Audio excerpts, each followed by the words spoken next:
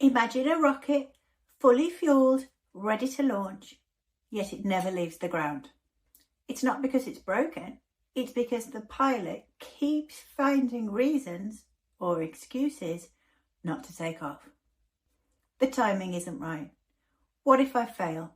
Maybe I'm not the right person for this. Any of that sound familiar? These aren't just passing thoughts, it's the sneaky voice of self-sabotage. And at its core, something called the Jonah Complex, the fear of you stepping into your full potential. And it's not about fearing failure. That's imposter syndrome, really. It's more about the fear of what will actually happen if you succeed, if your dreams pay off. What would the consequences be? So in this blog, we're going to explore those self-sabotaging excuses for what they really are. We're going to understand why they show up and, more importantly, how to bust free of them. If we're meeting for the first time, I'm Churchill, and I'm on a mission to help women grow from self-doubt to self-confidence so they can take their career to the next level. I was my own worst enemy, holding myself back in my own career for so long. So I learned tips, tricks and strategies to overcome it and get where I wanted to be. And it's these tips, tricks and strategies that I share with you. Now let's get back to it. So why do we hold ourselves back? Self-sabotage isn't laziness or lack of ambition. It's a form of self-protection designed to keep you safe from the unknown. But that safety comes at a cost. It keeps you stuck as well. Here are some of the more common ways the Jonah Complex tricks us into playing small. Number 1, I'm not ready yet. You tell yourself you need more training, more confidence, more qualifications, more experience, or more confidence even, before you're ready to take the next step. The truth is, being ready, that readiness comes from doing, not from waiting. Number 2, what if I fail? Failure feels like proof that we were never meant to succeed in the first place, doesn't it? But in reality, every single star in my universe was born out of chaos.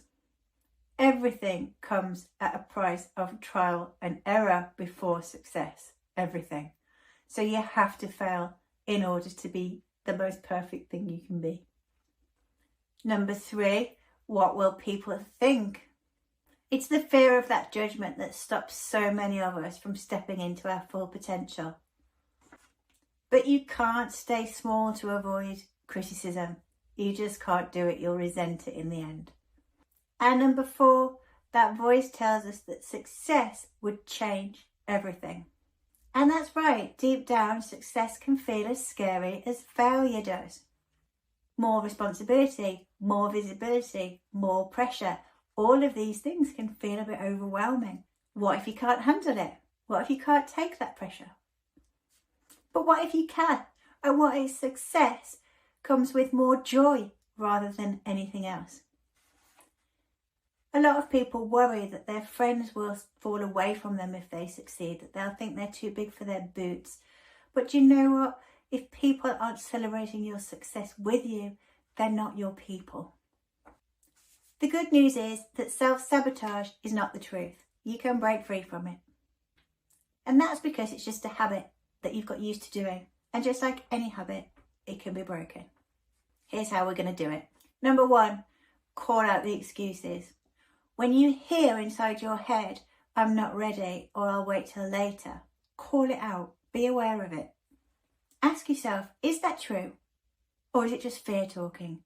Am I really ready? Number 2, I want you to reframe that fear as expansion. Instead of seeing fear as a stop sign, recognize it that it's a sign that you're growing, you're in a growth period. When things are unsure, it's because they're unknown, which means you're expanding. Astronauts don't cancel a mission because they're nervous of what will happen. They go for it. It's a voyage of discovery, and that's how you need to see it.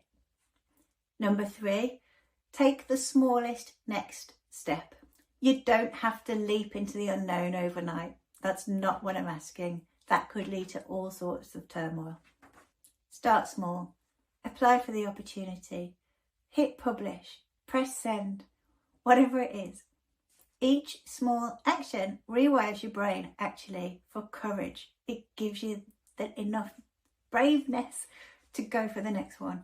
It's just a subliminal message, but the more times you do that, that becomes the habit. Number 4, visualize your success. Big fan of this, especially with vision boards. You can probably see them in the background just below. So your brain doesn't understand the difference between imagination and reality.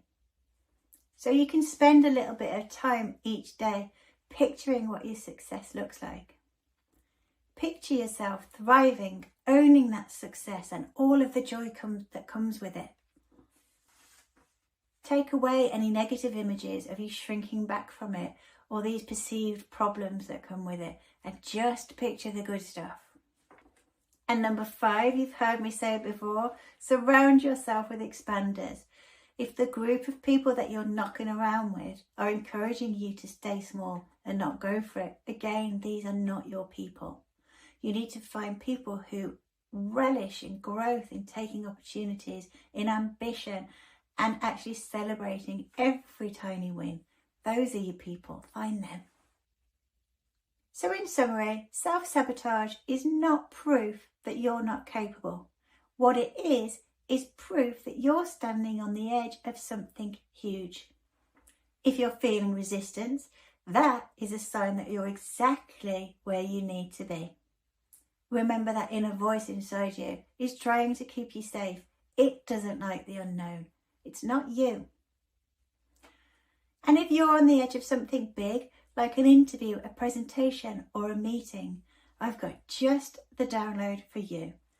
It's called Nail Your Next Interview, Presentation, or Meeting, and it gives you actionable steps to take in the days, hours, and minutes running up to that big interaction. I know where you're coming from. Your knees are knocking. Your voice has got a tremble in it. We need to lose all of that so that you can put your best foot forwards. There's a free link to that download right where you're watching this video, so go ahead and download that now. As ever, I appreciate your feedback. It helps me to bring the stuff you're looking for, and it helps other people to find my stuff as well, so always appreciated. Any comments or questions, please leave them down below. Thumbs up, always appreciated. And of course, for more like this, please subscribe to the channel. In the meantime, remember you're amazing. Go and download the workbook, and you have an amazing week.